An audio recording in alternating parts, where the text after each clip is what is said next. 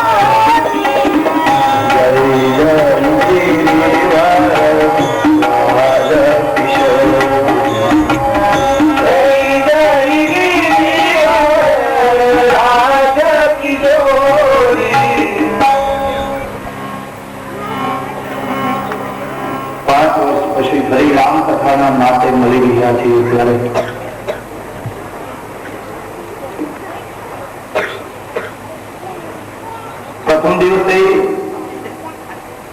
એક પ્રાચીન પરંપરા છે, કથાનું માધ્યમ કહેવાનું હોય, એક શાસ્ત્રોની પરંપરા કરી છે. પહેલા દિવસે માધ્યમ કરે તો કથાના પ્રારંભિક વિચારોને આપણે જોઈએ.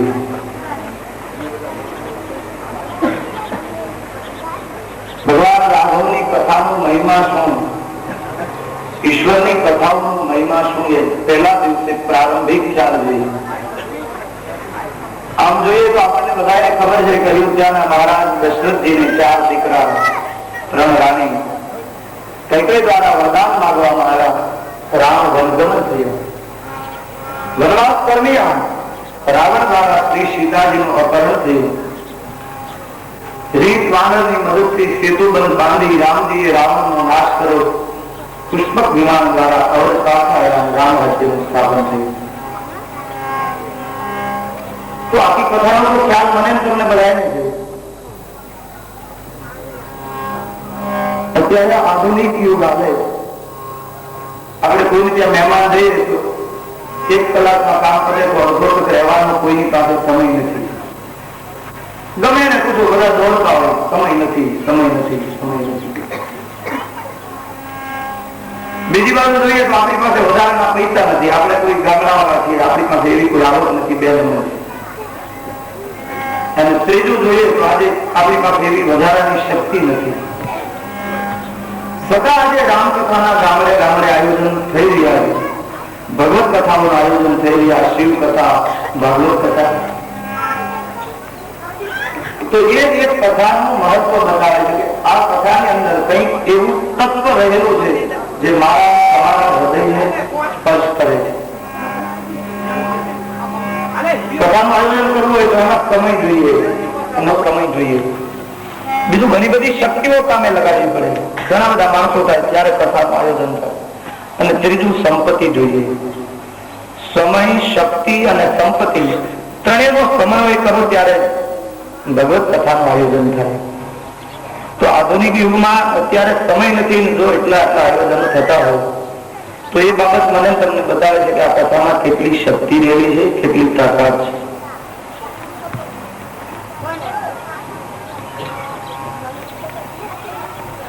નહીતર કથામાં મને તમને બધાને ખબર છે કે આ કથામાં કથા તો આ જ આવવાની છે. વ્યંગાલોકન તો હું તમે બધા જ કરી ગયા છો, છતાં એ કથાની અંદર કંઈક એવું તત્વ છે જે મારા તમારા આંતર મનને સ્પર્શ કરે છે. અને પરમાત્માના મહિમાને તો કોણ ગાઈ શકે? ભગવાન રઘુનાથની કથા લઈને આપણે ભેગા થયા છીએ. તો વિશ્વામિત્રજીએ રામ રક્ષા સ્તોત્ર લખ્યું ત્યારે એક શ્લોકમાં લખ્યું, ચરિતમ રઘુનાથસ્ય શતકોટિ પ્રવિતરમ એકૈકમ અક્ષરમ પુંસા મહાપાતક નાશનમ એકૈકમ અક્ષરમ પુંસા મહાપાતક નાશનમ. એ નામની અંદર તો એટલી શક્તિ ન હોય તો આજે આ કલયુગની અંદર એટલા બધા લોકો કથાના આકર્ષી શું કામ આવે છે? એ કથા મને તમને આરામ, વિરામ અને વિશ્રામનો અનુભવ કરાવે છે. આ નામની અંદર એટલી તાકાત છે કે મને તમને મહાપાપમાંથી છુટકારો અપાવે, મહાપાપમાંથી મોક્ષ અપાવે. સત્સંગ છે એ એક પ્રકારનું સરોવર છે.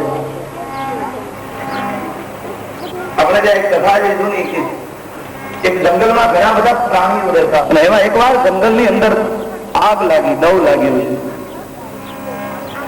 તો અંદરથી પ્રાણીઓ બધા વ્યાકુળ થઈ ગયા, ક્યાં જવું? એમાં હાથીને ખબર હતી કે અમે એક જગ્યા પર પાણી પીવા, પાણીમાં ઉતરી ગયા એટલા આગમાંથી બચી ગયા છે. તો આ સત્સંગ છે એ સરોવર છે અને સંસારી ભયાનક આગ છે. સંસારિક સંતાપોથી જો શાંતિ મેળવી હોય તો સત્સંગ રૂપી સરોવરમાં આવતા હોય. અને એક વસ્તુ નક્કી છે, ગામડામાં ખબર હોય બધાને કે એરું, સર્પ અને નોળિયો બે બાજુ. ત્યારે નોળિયો એવું પ્રાણી છે એનું જે દારો હોય, ગોળ હોય, એમાં એક એવી જડીબુટ્ટી નોળ રાખે કે સર્પનું ઝેર એને ચડે નહીં. સર્પ દંશ મારે એટલે નોળ સૂંઘી. તો મહાત્માઓ એમ કહે કે રામચરિત માનસ, ભગવત કથા, શિવ કથા એ બધી એક પ્રકારની નોળ દિવસે માચન કેવું પડે છે. બાકી લિખિતમ યદિ શારદા સર્વકાલમ તથાપિ તવ ગુણાનાઈશમ પાર્યાદિ. ખુદવાણીની દેવી સરસ્વતી જો ગુણ લખવા દેશે તો આનું વર્ણન ન થઈ શકે એટલું મહત્વ છે. તુલસીદાસજીએ લખ્યું રામચરિત માનસમાં, કારઘુપતિ કે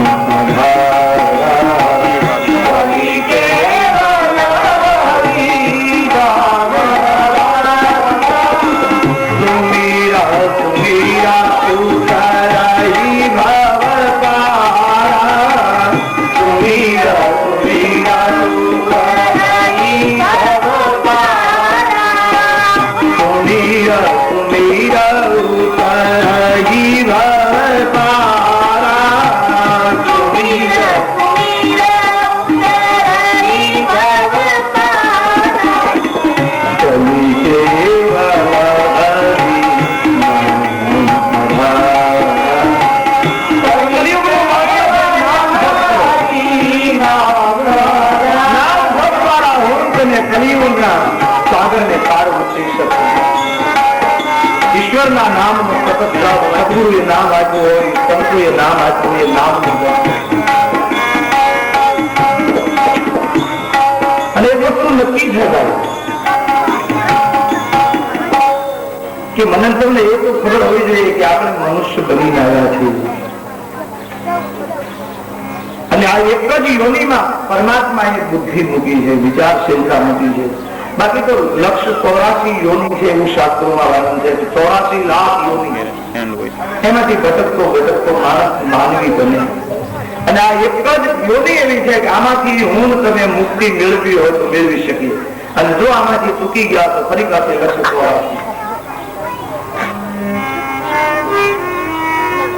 84.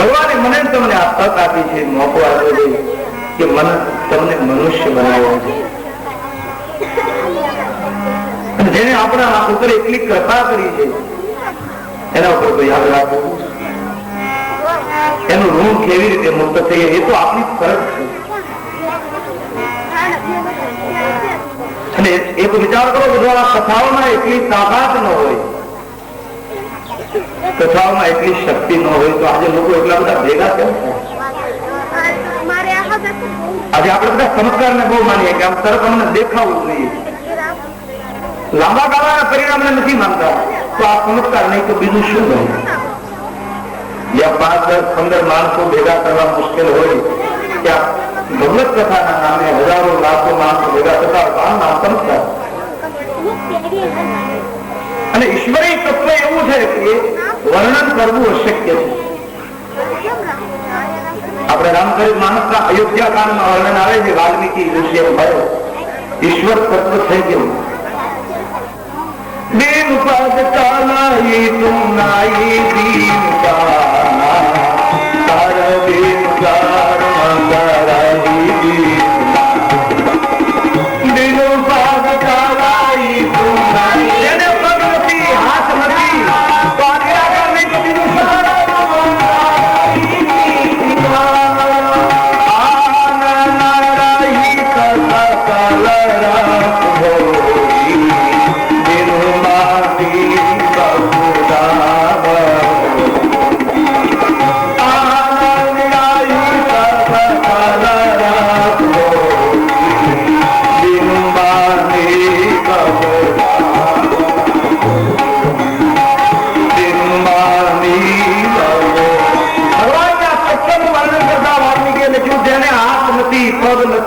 વાણી નથી છતાં બધા જ કાર્યો કરે. બીજું પદ ચાલે, પદ એટલે પગ થાય, પગ વગર જે હાલી શકે. બુદ્ધિમાં ઉતરે એવી બાબત નથી, પણ ઈશ્વરી તત્વ એવું છે કે એને પગ નથી છતાં હાલે. તો પદનો બીજો અર્થ સત્તા પણ થાય.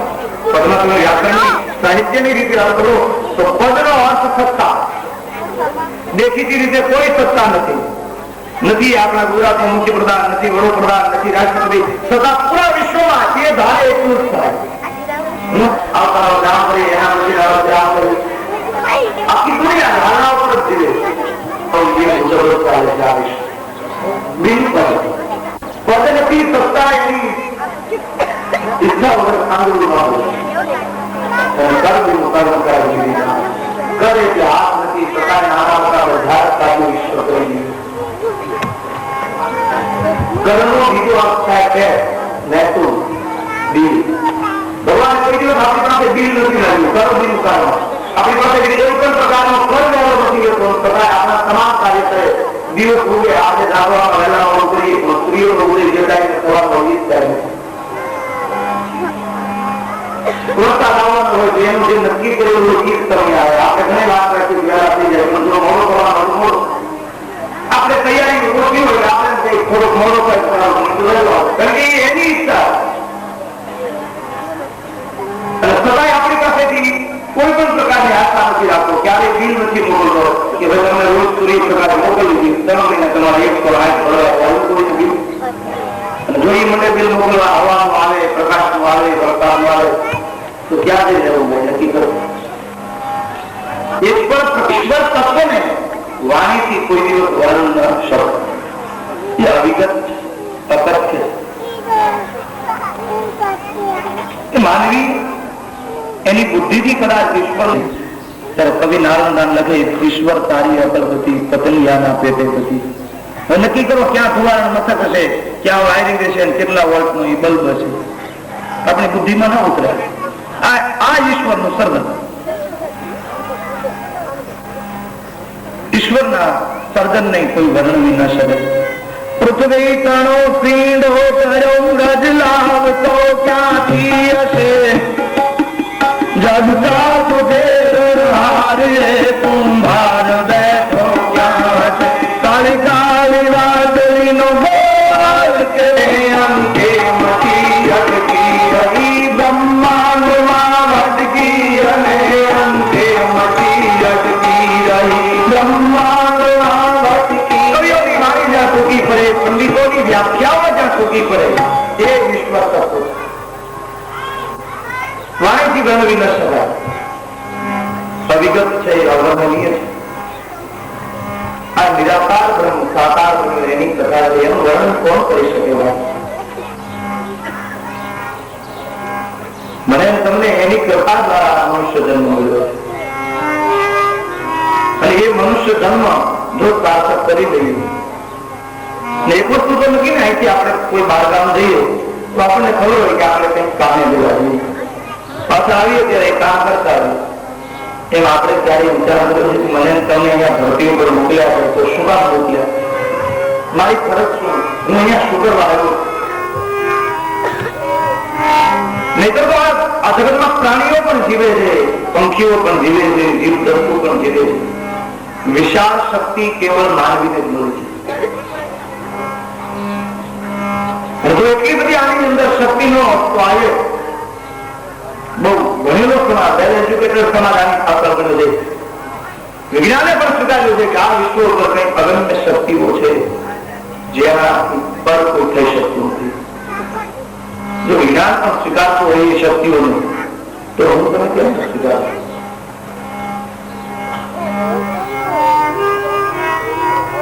પરમાત્માએ માણસ કોના પર કરુણા કરી અને આપણા ઘણા બધા પુણ્ય ભેગા થયા હોય ને ત્યારે જ આ મનુષ્ય જન્મ મળે. રામચરિત માનસમાં એનું પ્રમાણ આપ્યું છે, બળે ભાગ્યમાં મનુષ્ય જન્મ પાવા.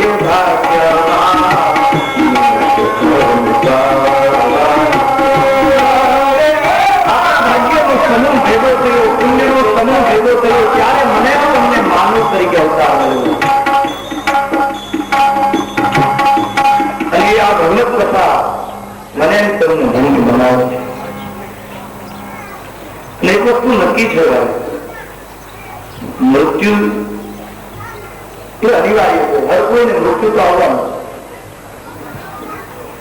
અમે 30 દિવસની યાત્રામાં જતા હોઈએ, 7 દિવસની યાત્રામાં જતા હોઈએ, એના માટે કેટલી કેટલી તૈયારીઓ કરીએ. કપડાઓ સીવડાવીએ, રસ્તામાં જમવા માટે ભાતું તૈયાર કરીએ, વાત ખર્ચી માટે પૈસા ભેગા કરીએ. એક 30 દિવસની યાત્રા માટે જો આપણે એટલી તૈયારી કરતા હોઈએ તો વિચાર કરો કે એક દિવસ આપણે બધા પણ અંતિમ યાત્રા જવાના, તો એ યાત્રા માટે કોઈ તૈયારી નથી. પહેલી યાત્રામાં તો આપણને તારીખ હોય કે અમારો સંઘ આ તારીખે ઉપર છે, આ તારીખે અહીંયા પહોંચશે, આ તારીખે અહીંયા પહોંચશે. અને આ અંતિમ યાત્રા એવી છે કે હજી ત્યાંથી કોઈના સમાચાર જ નથી આવ્યા કે અમે આવી રીતે જઈએ છીએ, આવી રીતે વાહન વ્યવસ્થા છે, ત્યાં રહેવાનું કઈ સમાચાર નથી. અને એ યાત્રા ફરજિયાત કરવી પડે છે. બાબુ સવાલ એ છે, જો ન થાય એમ હોય તો બરાબર, પણ ફરજિયાત. તો એ યાત્રા માટે કઈ તૈયારી કરવી જોઈએ અને એ પોતાએ જ કરવી પડે છે, બીજા કોઈ કરી આપતું નથી. રામચરિત માનસ એ મને તમને માનવ તરીકે જીવતા શીખવાડે છે. આ કથામાં નથી કોઈને ઉપદેશ આપવાનો, નથી કોઈને જ્ઞાન આપવાનું, નથી કોઈ તમાશો બતાવવાનો. કેવળ ગુજરાતીના જે શબ્દો છે એનું માધ્યમ બનીને કેવું કરવામાં આવશે. અને એક વસ્તુ નક્કી છે, હું એવો કોઈ બહુ મોટો જ્ઞાની નથી, પંડિત નથી, વિદ્વાન નથી. કેવળ ગોસ્વામીજીના શબ્દો છે એને માધ્યમ બની રજૂ કરવામાં આવે છે. અને રામચરિત માનસનો પહેલો ધ્યેય છે, બીજાને ઉપદેશ નથી આપવાનો. તુલસીદાસજી રામચરિતમાનસ ની શરૂઆતમાં જ લખ્યું સ્વાંત સુખાય તુલસી રઘુનાથ લાસા. બીજાને ઉપદેશ આપવા માટે નહીં, પણ મારા મનની શાંતિ માટે તેના ગ્રંથનું નિર્માણ કરું. અને એક વસ્તુ એ પણ નક્કી છે કે ઉપદેશ સફળ થાય કે કેમ એ પણ બહુ વિચારવા જેવી વસ્તુ.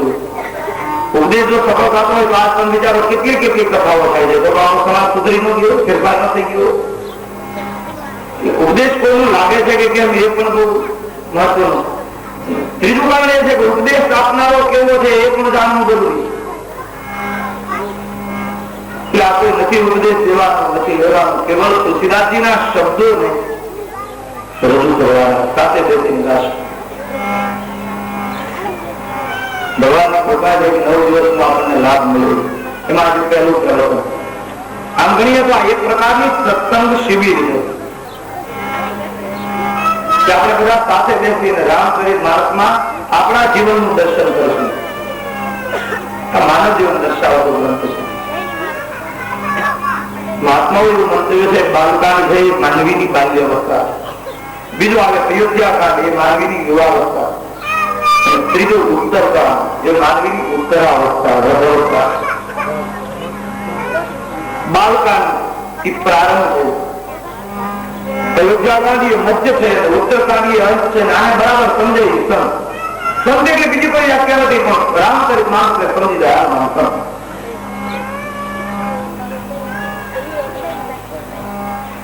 અને ભગવત કૃપાએ આપણને બધાને લાભ મળ્યો છે. સાથે બેસી 9 દિવસ સુધી સત્સંગ કરશું. નથી જ્ઞાન એવું આપવાનું મોટું, નથી ઉદ્દેશ આપવાનો. અને એક વસ્તુ નક્કી છે ભાઈ, જ્યાં સુધી માનવી પોતે મહેનત ન કરે ત્યાં સુધી બધું ન કરે. કલયુગ માટે ઈશ્વર નામના સિવાય હું તમે કોઈ દિવસ આ વ્યવહાર કરી નહીં શકીએ. નામ રૂપી નૌકા મેળવી દોહાવલી અંદર લખ્યું તને મેં કેવલ કીર્તન કથા પુણ્ય ભજન હરિના ઈશ્વર ની ઉપાસના એવી ઈશ્વર ની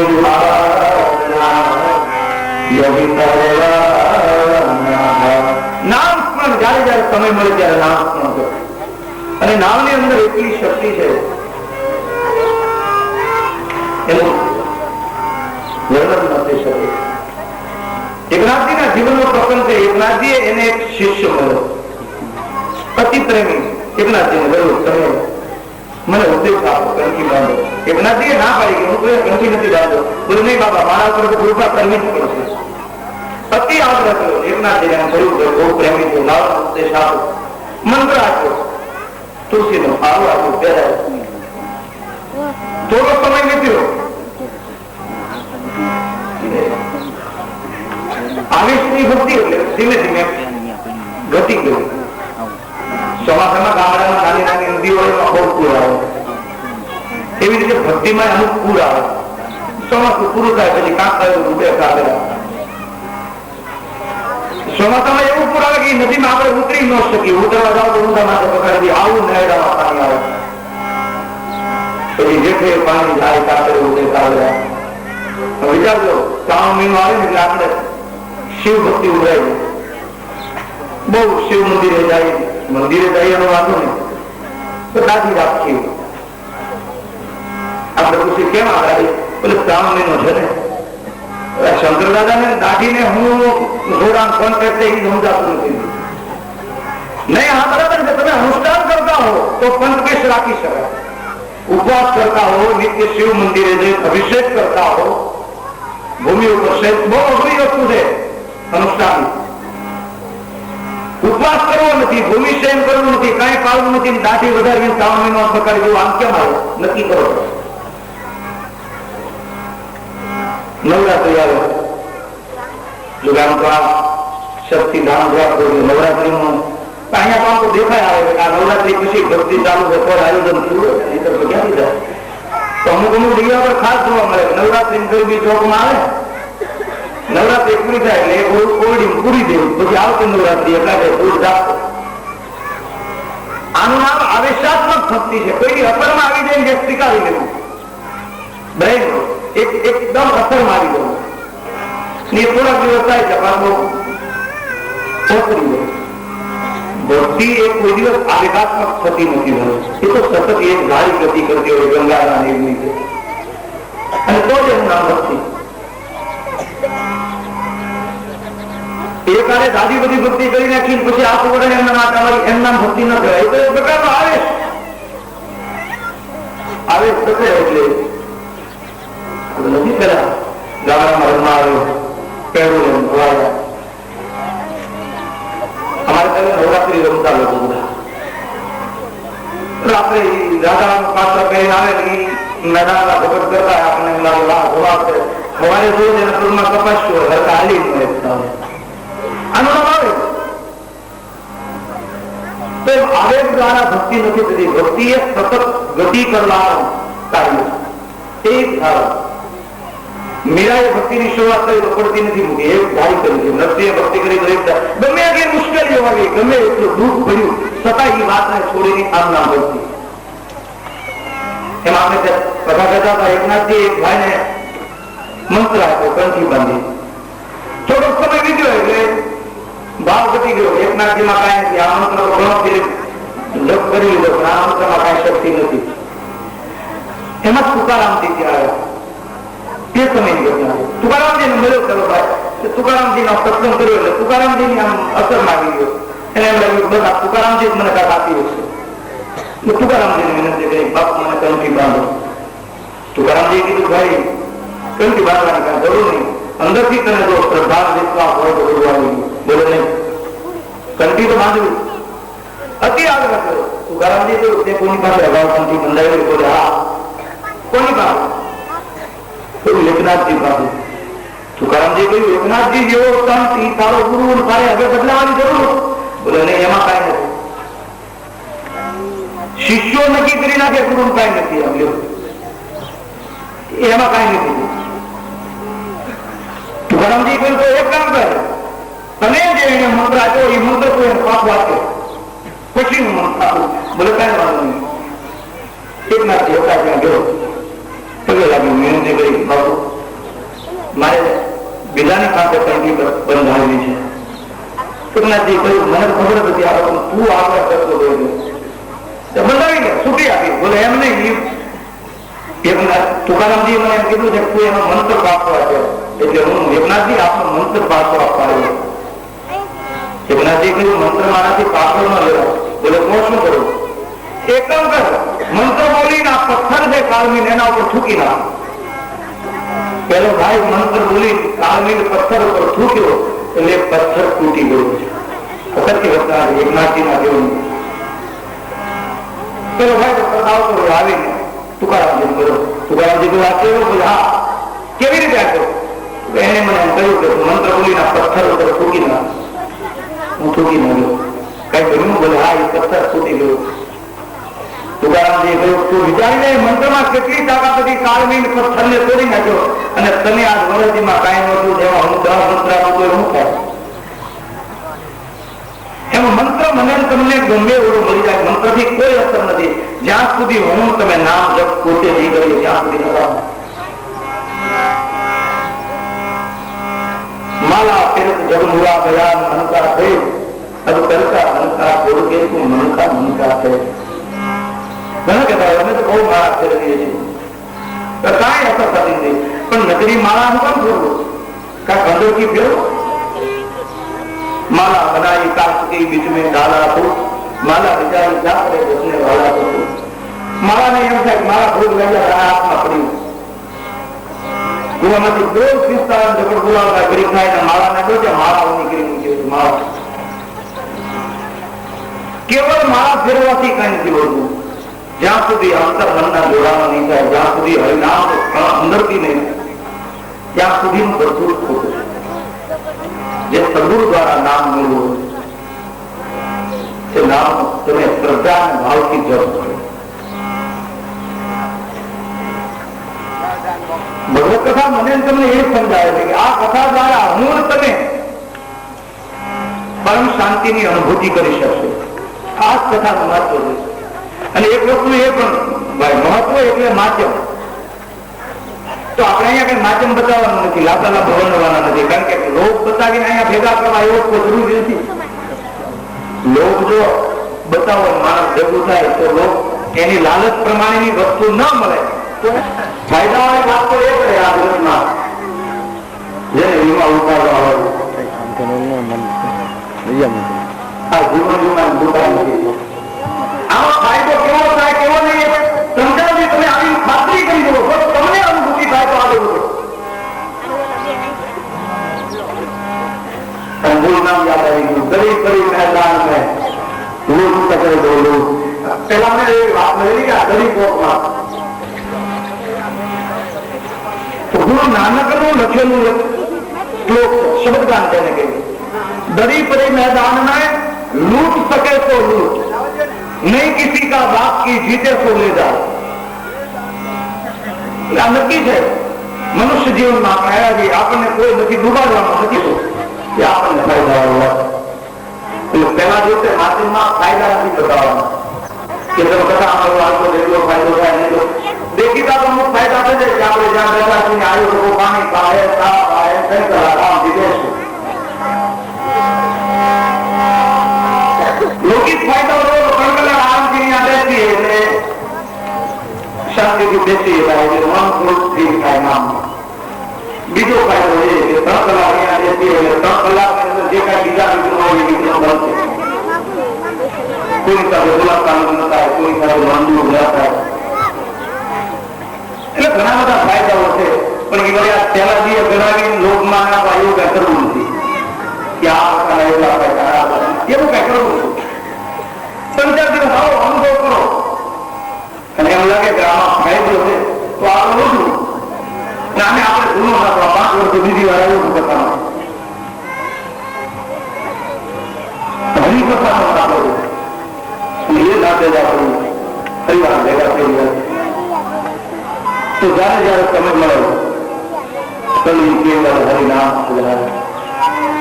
અને એક વસ્તુ નક્કી છે જેને ઈશ્વરનું ભજન કર્યું છે એને પછી આ મનુષ્ય અવતારમાં કઈ થઈ જતું નથી. માણસ ભાગાવાળા ફ્લેટ વાળા મકાન કરે પછી એમ કે હવે વાવાઝોડાનો ભય નહીં. એક વખત આપણે બધા જબરમાં આવી ગયેલા એટલે આપણને એની અનુભૂતિ તો હોય કે વાવાઝોડાનો કેવો ભય. તો મનુષ્ય જીવન છે એમાં કોઈ ગેરંટી નથી કેટલા દિવસ રોકાવાનું છે ક્યારે આપણે ઉડી જવાનું. ટિકિટ તો થઈ જ ગયેલી છે બધાની, પણ જે તારીખે રિઝર્વેશન થયું હોય એ તારીખ નહીં એટલે એ તારીખ આપણને પછી આપતા નથી. મોટી તકલીફ એની મનુષ્ય જીવન એક પાણીના બધા જેવું છે. એટલે ઓચિંતાનું ગમે ત્યારે તેવું આવશે એના માટે આપણે તૈયાર જ રહેવાનું.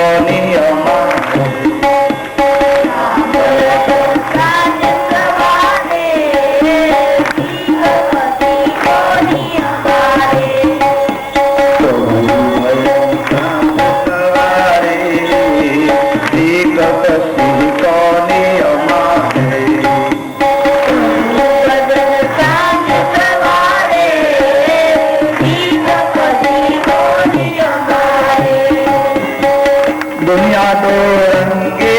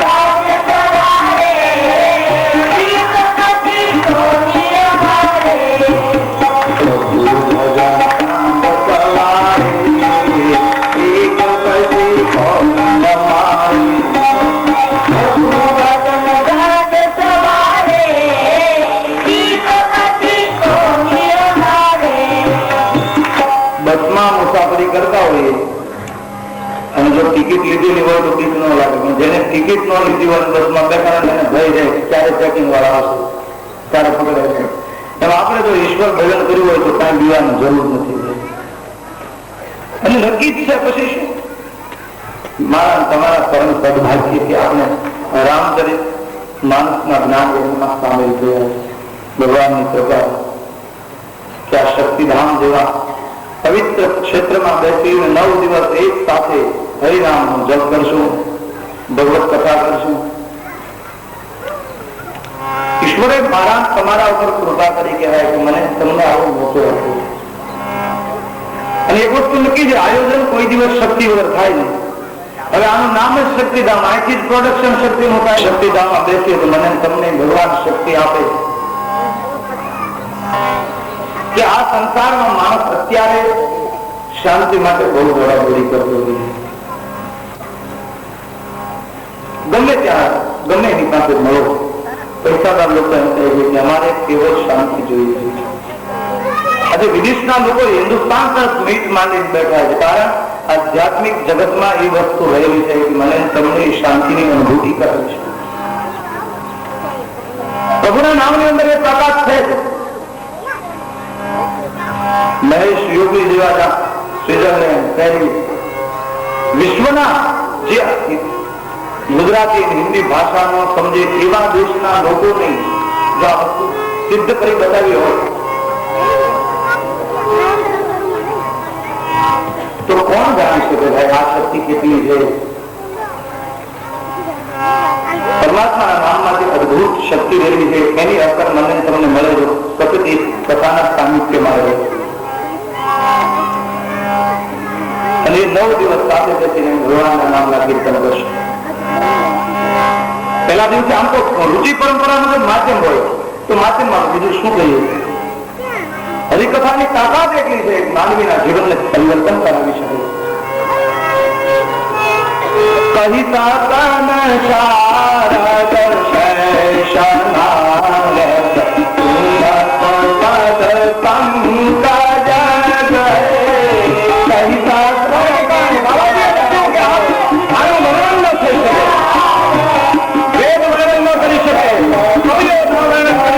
પંડિતોની વાણી જ્યાં એ પરમાત્માની કથા અપતિગીરી સમસ્યા પચલમ સિંધુ માત્રે વર્ષાખા લેખની પત્રમૂર્તિ વિઘ્નમ યદી શારદા સર્વકાલમ કદાપી કલ્પનાનાય સંપાદય.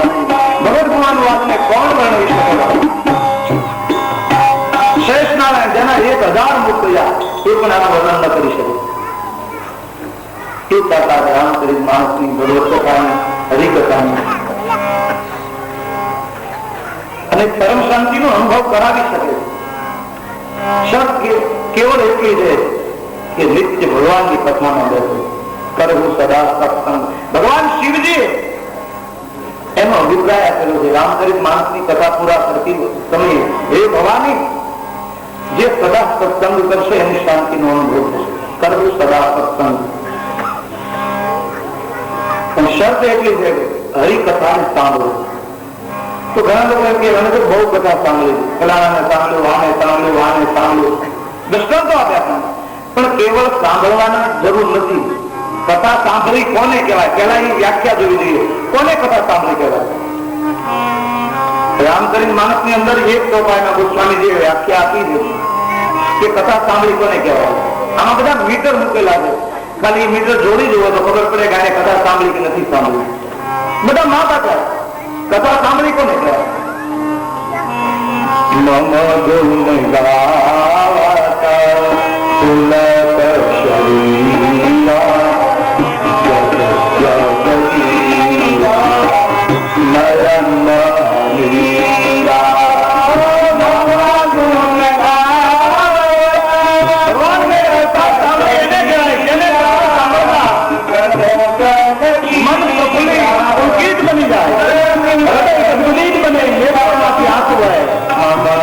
મજા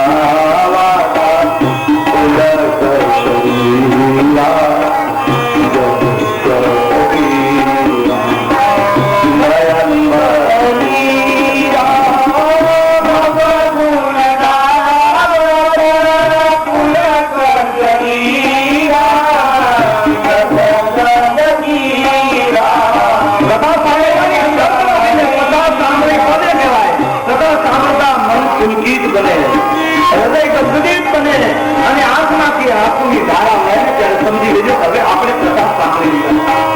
કથાની અનુભૂતિ થવી જોઈએ. અનુભૂતિ ન થાય તો એ કથા નહીં. મને તમને રોડાવી દે એનું નામ કથા, મને તમને અંતર મનને રડાવી દે આનું નામ કથા.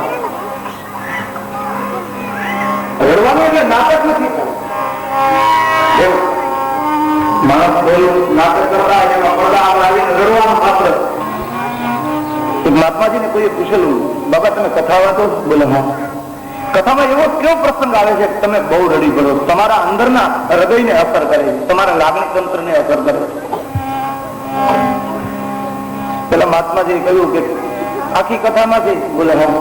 મને એક જ પ્રસંગ રડાવી દે. બોલે કેવો? કે આરતી થાય થાળીના પૈસા ગણો ત્યારે રડવું આવે. આને કથાને હું લેવા દેવા નથી કર્યું, સર નહીં થાય. કોઈ મતલબ ન હોય પૈસા. એટલે બીજી શરત મૂકી, કામ આદિમાં